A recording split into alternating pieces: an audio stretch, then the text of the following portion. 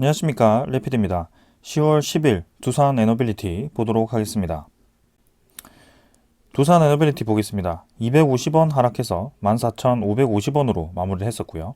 1.69% 하락했습니다. 시간의 거래 같은 경우는 거의 없었고요. 그래서 14,550원으로 그대로 유지를 하면서 진행이 되었습니다.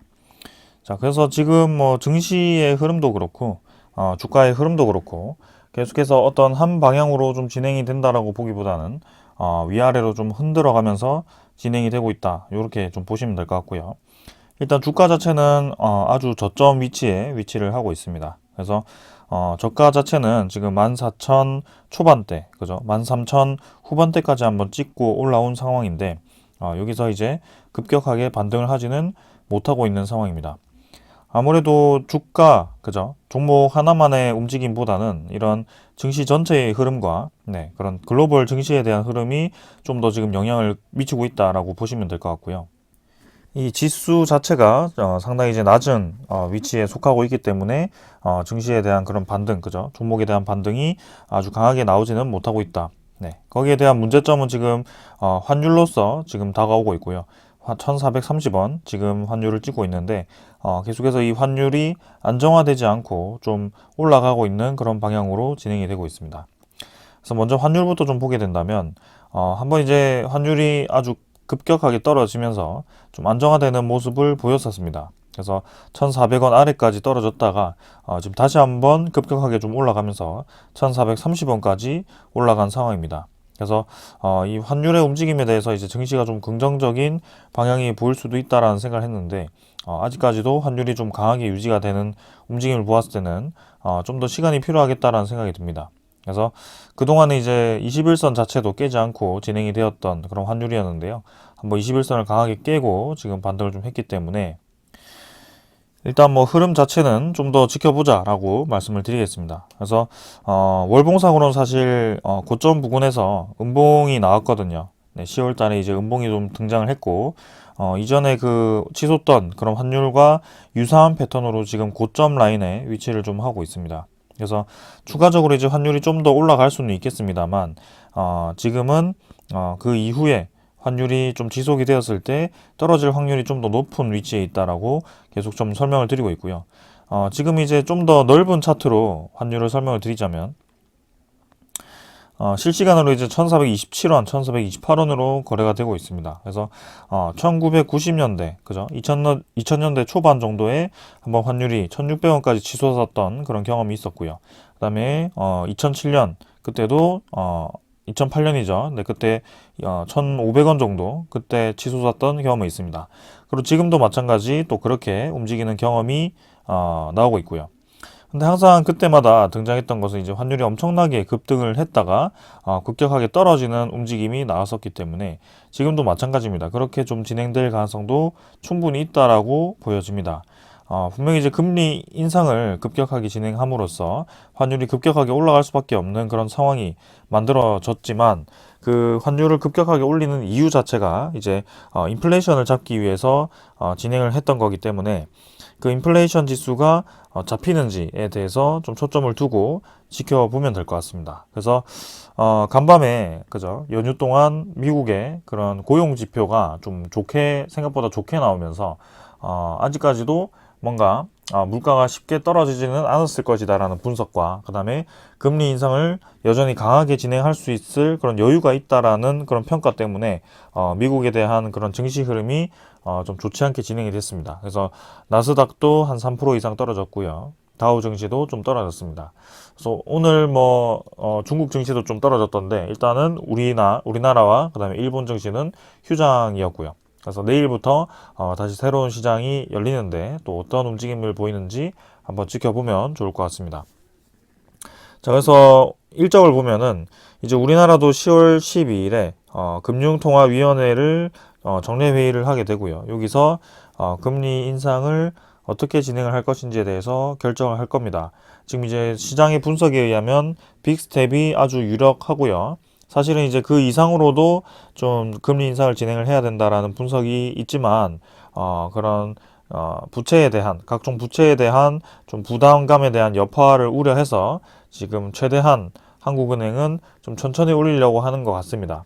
그래도 천천히 올리려고 하는 그런 기조로도 이제 0.5%는 올려야 되는 그런 상황까지 온 거고요. 그래서 미국과 그런 기준금리가 너무 벌어지게 되면 또 타격이 있기 때문에 지금 환율이 너무 올라가면서 좀 외화가 이제 많이 빠져나가는 그런 추세로 가고 있기 때문에 좀 그런 거에 대해서 경계를 하고 있는 것 같습니다. 자, 그래서 10월 12일 뭐 무난하게 빅스텝으로 진행이 되지 않을까 싶고요. 거기에 대해서 뭐 환율이 지금 1,430원, 1,400 초반대 요 정도에서 뭐 크게 더 올라갈 것 같지는 않습니다. 그래서 그렇게 좀 지켜보면 될 것 같고요. 그 다음에 이제 중요한 것이 미국의 소비자 물가죠. CPI가 발표가 됩니다. 그래서 이전에 9월 달에 소비자 물가, 그죠? 8월 달에 소비자 물가를 보았을 때는 생각보다 이제 소비자 물가가 떨어지지 않아서 증시가 이제 급격하게 하락을 했었거든요. 그래서 코스피가 그리고 글로벌 증시 전체가 좀 많이 빠졌었는데 이번에 이제 생각보다 이제 소비자 물가가 많이 떨어진다면 또 이제 증시에 대한 반등이 나올 수도 있습니다. 그래서 이 지표에 대해서 상당히 이제 좀 주시를 하고 있는 그런 상황인데요. 만약에 생각보다 떨어지지 않았다면 계속해서 이제 강한 금리 인상을 유지를 할 거기 때문에 좀 더 시장에 타격을 줄 수도 있을 것 같습니다. 그래서 그런 것에 대해서 좀 이번 주는 좀 중요한 한 주가 될 거라고 생각을 합니다. 자, 그래서 여기 보시면은 미국의 9월 CPI가 시장 흐름을 바꿀 수 있다. 그래서 이번 주에 주목할 만한 이벤트는 12일에 진행되는 한국은행 금융통화위원회와 13, 14일에 발표되는 미국의 9월의 CPI와 이제 소비자 소매 판매 지수고, 그 다음에 중국의 CPI와 뭐 수출 지표 뭐 이런 것들이 있습니다. 그래서 이제는 인플레이션이 잡히는지 거기에 대해서 초점을 두고 그 금리 인상에 대한 정책이 어떻게 바뀌는지를 좀 지켜보면 될 것 같습니다.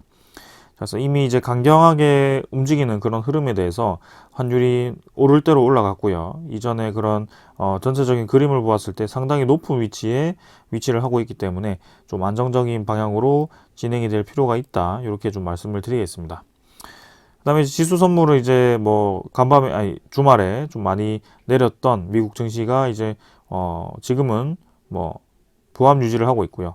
그다음에 유럽 증시도 약 상승을 하거나 뭐 이렇게 보합 수준으로 진행이 좀 되고 있습니다. 여전히 이제 높게 좀 유지가 되고 있고요. 지금 원자재 가격을 보시면은 WTI유가 또 92달러까지 치솟았습니다.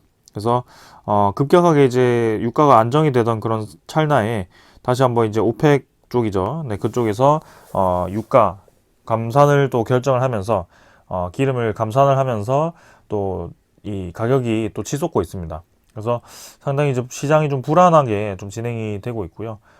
이런 것들 지표들이 뭔가 너무나도 심리적으로 지금 움직이다 보니까 시장에 대한 그런 법칙들이 좀 무시가 되는 상황이 만들어지고 있습니다. 그래서 그때마다 우리는 뭐 크게 계속해서 대응할 필요는 없고요. 일단은 차분하게 좀 지켜보면서 그때마다 흐름을 따라가면 될 것 같습니다. 지금은 계속 누누이 말씀드렸지만 고점보다는 저점에 훨씬 가깝기 때문에 지금부터 분할 매수를 해도 저는 크게 무리가 없을 거다라고 계속 말씀을 좀 드리고 있습니다. 뭐 물론 아주 최적의 타이밍이라면 최저점을 찍고 올라올 때 들어가는 것이 맞겠지만 그 타이밍을 잡기가 상당히 쉽지 않습니다. 그 경험상으로도 그렇고요. 그 최적의 타이밍을 노릴 만한 그런 매수 기회가 왔을 때 그때가 최저점이라고 확신을 할 수가 없거든요. 지금 그런 관점으로 접근을 한다면요. 그래서 그러고 그런 최저점을 찍고 이제 반등을 한다는 것 자체가 이미 폭락장에서 반등을 하는 그 시점이 왔다라는 것은 상당히 이제 빠르게 반등할 수도 있다라는 거거든요. 그래서 그런 것들을 뭐 계속 신경을 쓰면서 대응을 하기보다는 지금 이제 좀 낮은 가격대에서는 조금씩 들어가도 된다라고 말씀을 드리고 싶습니다. 자, 그리고 한 가지 더 국채금리가 지금 계속 올라가고 있습니다. 환율과 비슷하게 지금 올라가고 있고요. 상당히 이제 높은 이 퍼센트까지 올라갔죠. 그래서 거의 이제 2000년대 중반대, 초반대까지 찍었던 그런 가격대까지 올라갔습니다. 그래서 국채 금리가 이렇게 올라간다는 것은 미국의 국채 가격이 많이 떨어졌다라는 것이고요. 거기에 대해서 국채 가격이 많이 싸진 것에 대해서 또 이 미국 은행이 또 어떻게 대응을 할지 네, 그런 것들도 좀 봐야 될 것 같습니다. 그래서 지금은 우리가 시장 지표 하나하나에 너무 집중해서 움직이기보다는 전체적인 시장 지표가 사실은 좋지는 않지만 거기가 지금은 저점에 가깝게 지금 형성이 되고 있다. 이렇게 좀 보시고 가볍게 좀 넘어가면 좋겠습니다. 자, 그래서 코스피도 그렇고 코스닥도 그렇고 상당히 이제 많이 떨어지긴 했습니다만 월봉상으로도 사실 뭐 거의 바닥에 근접했습니다. 그래서 그런 것들 좀 지켜보면서 대응하고요. 이번 주 이제 목요일은 네, 옵션 만기일이기 때문에 이제 화요일, 수요일, 목요일 이 3일 동안 또 주가가 어떻게 움직일지는 천천히 한번 보면 좋을 것 같습니다. 옵션 만기일이 끝나고 이제 금요일부터 다음 주부터 이제 열리는 시장에서 또 이제 어떤 방향을 잡아갈지, 그리고 이번 주에는 또 이제 미국의 그런 소비자 물가 지표가 또 발표가 되기 때문에 거기에 대해서 또 시장이 어떻게 반응을 할지는 네, 천천히 한번 같이 지켜보시면 좋을 것 같습니다. 아무래도 증시 측면에서는 상당히 이제 중요한 한 주가 되지 않을까라는 생각이고요. 네, 시장의 반등을 할 수 있는 그런 소스가 좀 나오기를 기대를 해보겠습니다. 자, 증시는 이 정도로 좀 보고, 네, 최근에 이제 증시에 대한 흐름이 좀 중요하다 보니까 계속해서 종목과 이렇게 좀 연결 지어서 앞부분에 좀 길게 설명을 드리는 점 양해를 좀 부탁드리고, 두산 에너빌리티 계속 보도록 하겠습니다. 사실 뭐 두산 에너빌리티 종목 하나만으로 지금 분석을 하기가 좀 무리가 있습니다. 네, 일봉도 그렇고요. 이미 바닥 라인이 무너진 상황이고 코스피도 마찬가지고요. 그래서 증시 따라서 지금 무너진 상황이기 때문에 지금 이 차트를 가지고 직접적으로 말씀드리기가 상당히 좀 어려운 상황입니다. 그래서 지금 뭐 바닥 라인이 깨졌다라고 해서 뭐 단순하게 이런 그 다음 바닥 라인 있죠, 이평선들 가지고 설명을 하신 분들이 좀 있는 것 같아요. 근데 이건 전 잘못됐다라고 보고 있습니다. 그래서 그런 바닥 라인은 무조건 가야 된다라고 이런 차트만을 가지고 설명하기도 상당히 어려운 상황이고요. 지금 전체적인 상황이 좀 바닥 라인을 다 깬 상황이기 때문에 지금은 그 바닥 라인이 증시가 반등을 한다면 빠르게 올라갈 수도 있다라고 계속 말씀을 좀 드리겠습니다. 그래서 일단은 시장이 먼저 안정화될 때까지는 좀 차분히 한번 지켜보자라는 말씀을 드리고 싶고요. 분명히 이제 최저점에 해당되는 지금 상황이죠. 그동안에 한 2년 정도 동안 최저점에 도달한 상황인데, 저는 뭐 여기서 추가적으로 만약에 증시가 또 무너진다면 소비자 물가 지수라든지 그런 게 또 생각보다 높게 나와서 그런 뭐 금리 인상에 대한 기류가 계속 강하게 유지가 된다. 그래서 추가적으로 하락이 나온다. 그렇게 했을 때는 이제 코스피, 코스닥 할 거 없이 모두 다 하락을 할 겁니다. 그래서 그때는 다시 한번 그 바닥 라인을 잡아야 되겠지만 분명히 이제 그 물가라는 것도 계속 영원히 버틸 수는 없다라는 겁니다. 그래서 그동안 이제 올린 그런 그 금리가 상당하기 때문에 이미 이번에 발표할 때 상당히 이제 기대치만큼 소비자 물가가 떨어졌을 가능성도 있고요. 만약에 뭐 기대치만큼 떨어지지 못했다고 하더라도 그 다음 그죠, 그 다음 달, 뭐 그 다음 달 이렇게 해서 계속 이제 발표가 되면서 서서히 이제 네, 그 물가가 잡히기 시작할 겁니다. 근데 그 물가라는 것은 이미 이제 소비자들이 너무나도 이제 물가가 비싸고 그런 시장이 풀린 돈을 다 회수를 했기 때문에 급격하게 이제 얼어붙기 시작할 겁니다. 그래서 그런 소비자 물가가 아주 빠르게 또 감소를 하고 그런 경기 침체 신호가 좀 강하게 나타났을 경우에는 또 시장에서 대응을 할 수밖에 없습니다. 그래서 금리 인상을 또 강하게 하다가 또 이제 금리 인상을 확 멈추고 또 금리 인하로 전환을 할 수도 있는 부분이고요. 그래서 그런 것들을 우리가 뭐 하나하나 다 예측을 해서 움직이기 어렵기 때문에 일단은 그 시장 상황을 지켜보자라고 말씀을 드리는 거고요. 그런 바닥 라인이 지금 왔지만 이 바닥 라인은 이전에 2년 동안 오기 힘들었던 가격대였습니다. 그래서 그런 가격대이니만큼 지금은 상당히 이제 매력적인 가격인 것은 사실이고요. 항상 이때 막 고를 팔 때마다 생각을 했던 것은 결국에는 이런 지점, 그죠? 올라왔던 지점까지 갔을 경우에는 이 지점은 상당히 싼 가격으로 인식이 될 수밖에 없었습니다. 그래서 보통 사람들은 요때 살 걸, 요때 팔 걸, 요때 팔 걸, 요때 살 걸, 뭐 이런 식으로 결과론적인 얘기를 많이 하지만 우리 같은 경우는 사실상 전체적인 그림을 그리고 계속해서 이제 낮은 가격대에서는 매수를 하는 전략을 가지고 있습니다. 그래서 지금 뭐 평단가보다 주가가 많이 낮게 형성이 되어 있더라도 결국에는 평균적으로 살펴보았을 때 지금 이 가격대에서도 매수를 할 수 있다면 결국엔 뒷날에 가서는 아주 매력적인 가격에 매수를 했을 가능성이 큽니다. 그래서 일단은 시장이 좀 더 안정화되고 이 종목이 반등을 한다면 결과론적으로는 이 지점이 상당히 이제 낮은 가격대에 속할 가능성이 상당히 높다라는 점이죠. 그래서 이 투자라는 것을 이 주식, 그죠? 주가 하나만을 가지고 판단을 하고, 그죠? 그 단기간으로 수익을 내기 위해서 지금 투자라는 것은 저는 절대 아니라고 봅니다. 그래서 단기 투자자들은 당연히 지금 투자를 하지 않고, 네, 현금을 100% 가지고 지켜보아야 되는 상황이겠지만, 장기 투자자에 대한 입장이라고 한다면, 지금은 추가 매수를 할 수 있는 기회다라고 좀 보고 있습니다. 그래서 그런 최저점 라인까지 도달했을 때 그 이상의 바닥 라인이 깨졌지만 종목 자체에 대한 그런 기업 자체에 대한 문제가 아니었기 때문에 지금 이 하락봉은 증시가 개선이 되었을 때는 상당히 빠르게 회복할 가능성이 높다라는 겁니다. 그래서 그런 것들을 좀 생각하면서 대응을 하셨으면 좋겠고요. 지금은 종목 자체는 아무 문제가 없다라는 것을 계속 제가 인식을 좀 시켜드리고 있죠.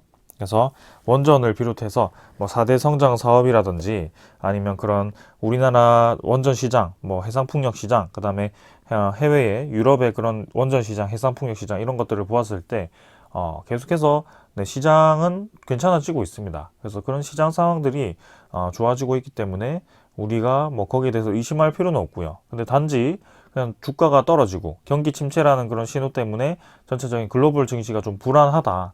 이렇게 좀 진행이 되고 있습니다. 그래서 글로벌 증시가 불안하다, 경기 침체가 예상이 된다. 이 기사가, 그죠? 이 소식들이 우리가 다 접했고 공공연하게 그런 퍼진 시기는 이미 그 상당 부분 그런 악재가 증시에 반영되었을 가능성이 높습니다. 그래서 그런 이 소식을 접하고 지금 투자하는 것은 맞지 않다라고 얘기하시는 분들이 상당히 많을 거예요. 근데 이때까지 경험을 비롯해서 보았을 때는 그 최악의 시나리오가 예상이 되고 최악의 시나리오가 공공연하게 그런 사실로 표현이 됐을 경우에는 그 시기가 저점이었을 경우가 상당히 높았습니다. 네, 그 확률이 상당히 높았고요.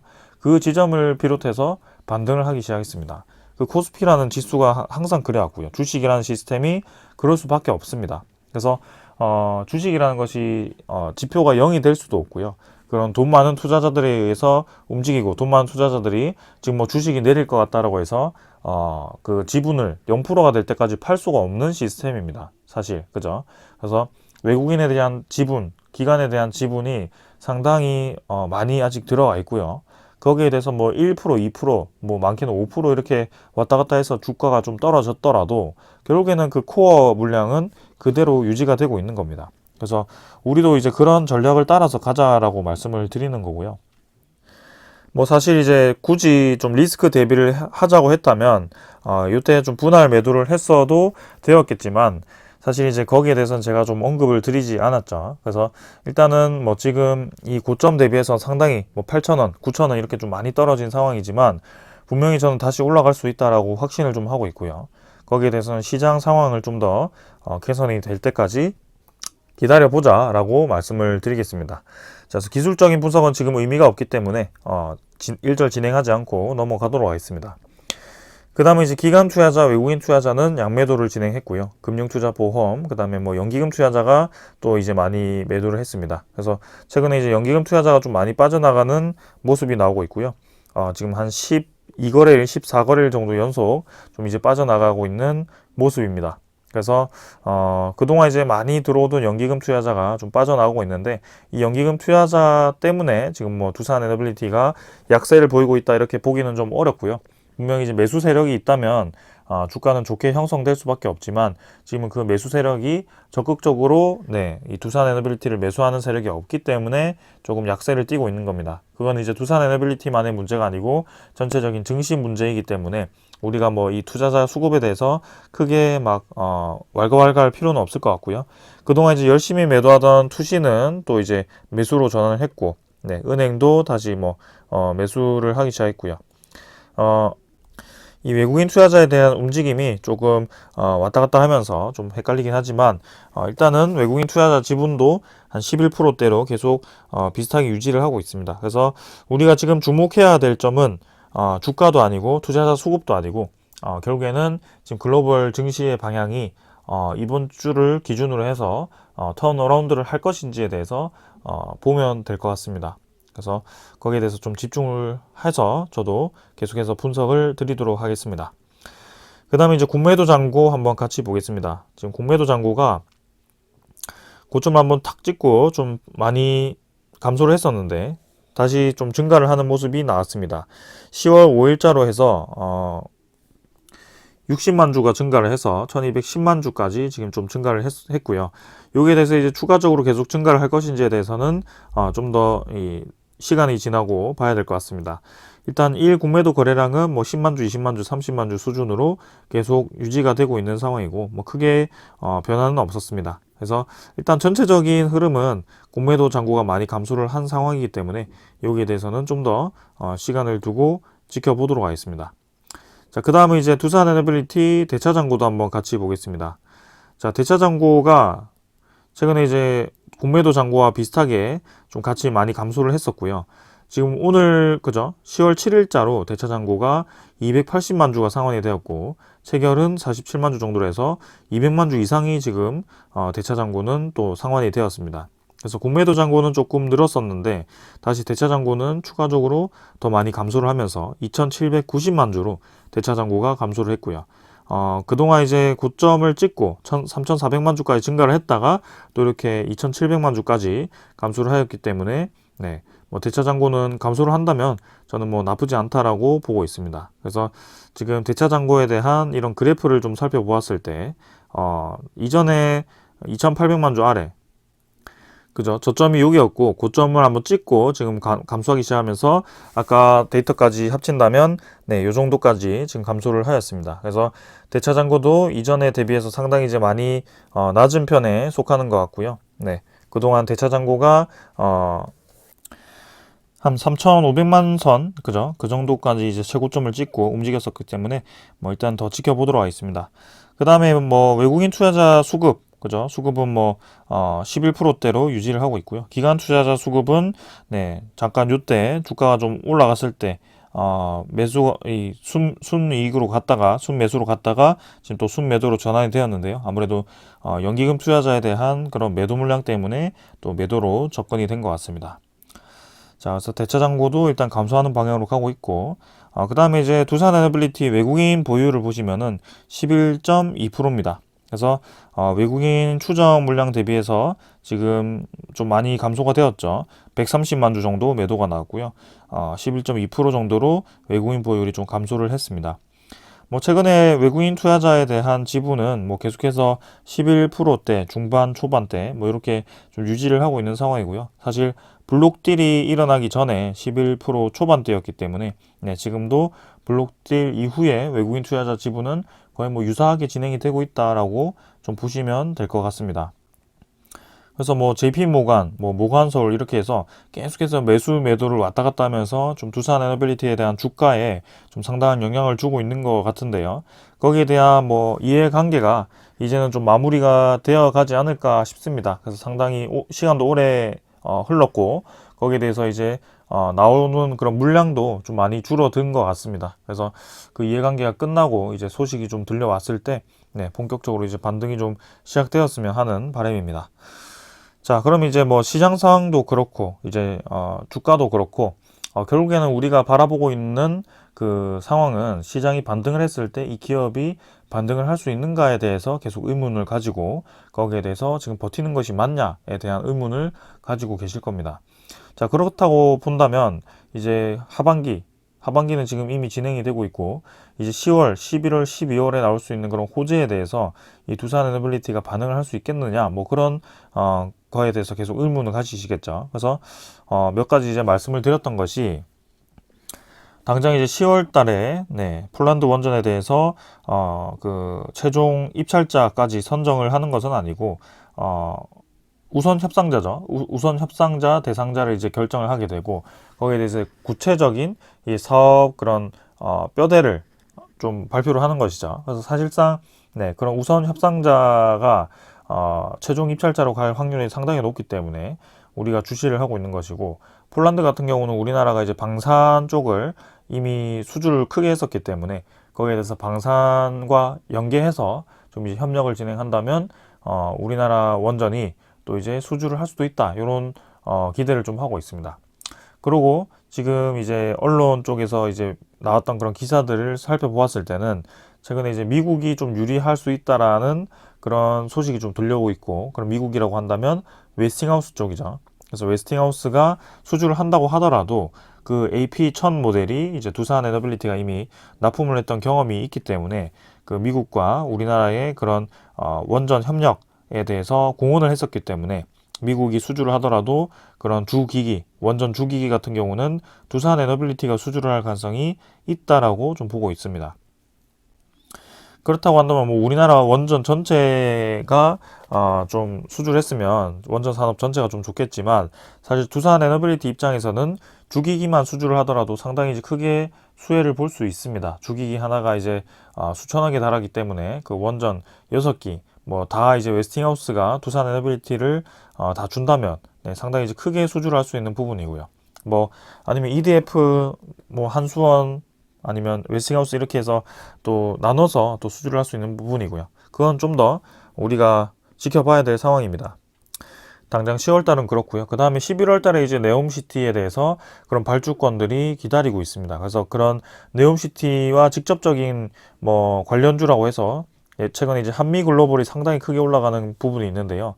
분명히 이제 두산 에너빌리티도 사우디 쪽과 그런 플랜트 건설에 대해서 아주 긴밀하게 협력을 하고 있고, 그 네옴시티에 대해서 분명히 발주에 있어서 두산 에너빌리티가 큰 비중을 차지할 것으로 예상이 됩니다. 그래서 그런 것들을 살펴보았을 때는 분명히 지금 주가는 움직이지 않았고, 그런 명분이 나왔을 때, 그리고 이해관계가 끝났을 때 주가가 움직일 가능성이 충분히 있다. 이렇게 좀 생각을 하겠습니다. 그래서 그런 연말의 이벤트들이 기다리고 있기 때문에, 그리고 해상풍력, 뭐 가스터빈 이런 것들도 매년 이제 크게 수주할 것으로 기대가 되고 있기 때문에 계속 기다려 보는 것이고요.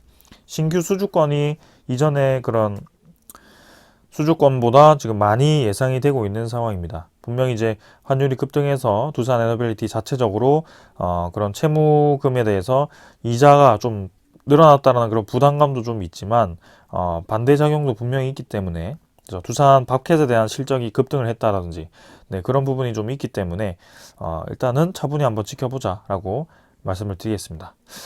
자, 그래서 지금 뭐 소식 몇 개 좀 전해드리면은 이제 UAE 쪽에서 원전 3호기가 송전개통 연결을 성공했고요. 수개월 내에 상업운전을 시작한다라고 합니다. 그래서 UAE 쪽에 4기를 성공적으로 건설을 했고, 지금 3호기까지 이제 송전개통을 연결을 했고, 이제 상업운전까지 시작을 한다면 이제 우리나라가 그 원전에 대해서 아주 성공적으로 해외 프로젝트를 진행한 케이스로 지금 계속 이렇게 인식이 되고 있습니다. 그래서 그 원전 4기를 아주 정확한 기간, 그죠? 아주 빠르게 진행을 한 거고요. 그리고 아주 값싸게 진행을 했기 때문에 그 한국과 UAE 쪽에 원전 4기, APR 1400의 4기면 거의 전력 전체 25%를 차지할 만큼 큰 비중이기 때문에 UAE 국가 차원에서도 그렇고, 지금 해외에서 이런 우리나라 원전에 관심을 가지고 있는 그런 국가들이 보았을 때는 아주 다음 수주권에 영향을 많이, 좋은 긍정적인 영향을 많이 줄 것으로 예상이 됩니다.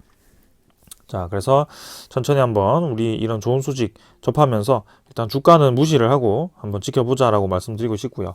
그다음에 우리나라 자체적으로도 계속 밀어주고 있습니다.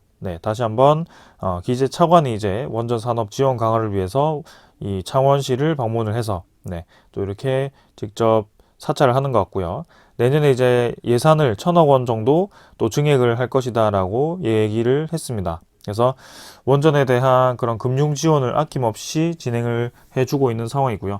원전 수출을 위해서 그런 수출입은행이라든지 우리나라 국가 차원에서 또 밀어주고 있는 상황입니다. 그래서 이제는 뭐 반도체, 뭐 자동차 산업, 뭐 배터리 산업 이런 것도 중요하지만, 이번에 그 러시아 우크라이나 전쟁을 발발로 인해서 전 세계적으로 지금 에너지 수급이 상당히 불안정합니다. 그리고 인플레이션이라는 것이 왔을 때 그런 원자재에 의존하는 그런 에너지원은 상당히 위험하다라는 것을 우리가 지켜보았습니다. 전 세계 국가들이 다 지켜보았고요. 그래서 그런 에너지원을 하나에 치우치게 비중을 하나를 너무 높게 했을 때 나타날 수 있는 문제점이 있었기 때문에 그런 에너지원을 안정적으로 생산할 수 있는, 그죠? 외부의 그런 환경에 수급을 차질받지 않고 내부적으로 에너지를 안정적으로 생산할 수 있는 그런 에너지원을 지금 필요로 하고 있습니다. 그 필요로 하는 상황에서 이제 탄소를 생산하지 않는, 그죠? 비탄소 에너지원이 필요하기 때문에 그런 것들이 이제 원전 에너지와 신재생 에너지로 각광을 받고 있는 것이고, 전 세계가 지금 에너지 패러다임 변화의 시대에 지금 위치를 하고 있다라고 보여집니다. 그런 시대적인 변화 속에서 이런 글로벌 금융 쪽이 지금 상당히 불안정했기 때문에 우리가 기대하는 만큼 지금 수혜를 못 받고 있는 것처럼 보이지만, 그런 시장 상황은 계속 그 방향으로 흘러가고 있고, 단지 우리가 보는 지표는 주가, 그죠? 심리적인 그런 압박감에 의해서 내려간 그런 주가에 불과하다라는 것을 다시 한번 좀 말씀을 드리겠습니다. 그래서 좀 더 시간을 가지고 지켜보면 저는 분명히 올라갈 수밖에 없다라고 생각을 하고 있고요. 우리가 뭐 좀 높은 가격에서 사서 지금 많이 떨어졌을 때, 내가 그냥 그때 다 팔고 지금 들어갔으면 얼마나 좋았을까라는 생각을 하기보다는, 그죠? 지금이라도 들어가서 조금 수익을 얻을 수 있는 좋은 포지션을 잡겠다, 이렇게 생각하시는 것이 저는 좋은 방향이라고 생각합니다.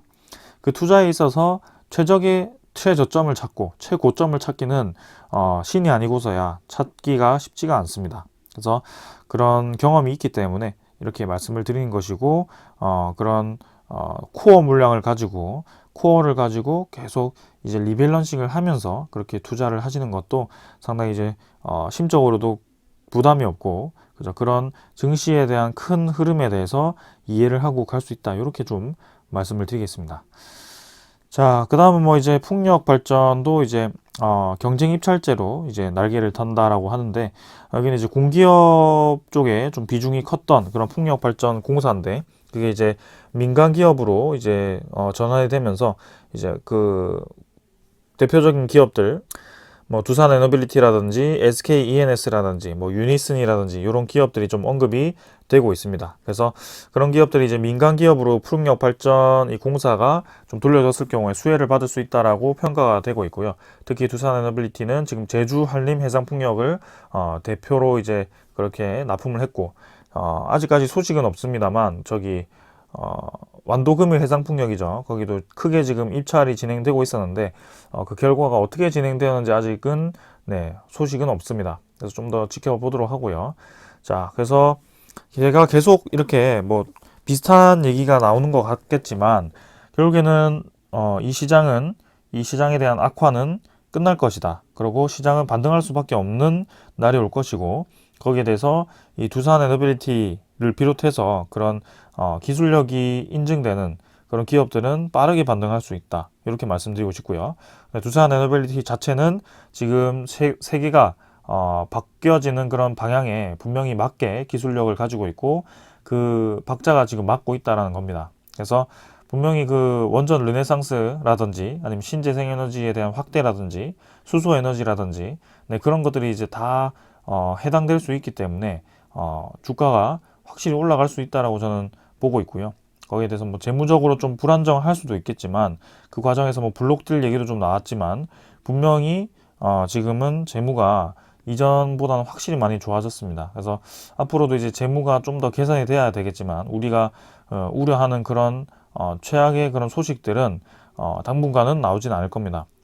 당분간이라기보다 앞으로 나오지 않을 거라고 봅니다. 그런 지분 관련해서도 대주주 지배력을 유지하기 위해서 30% 이상을 유지해야 된다는 것도 여러분들께 말씀을 드렸고요. 그래서 너무 거기에 초점을 맞춰서 이 주가 하락을 연결 짓기보다는 앞으로에 대한 그 시장 상황, 반등 상황에 대해서 좀 대비를 하면서 지켜보시면 좋겠습니다. 자, 오늘 여기까지 하고 마무리하고요. 자, 내일부터 이제 중요한 그런 증시 흐름이 좀 나올 것 같습니다. 그래서 그런 흐름에 대해서 좀 지켜보면서 차분히 이번 10월도 좀 넘겨보도록 하겠습니다. 자, 오늘은 여기까지 하고 마무리하겠습니다. 감사합니다.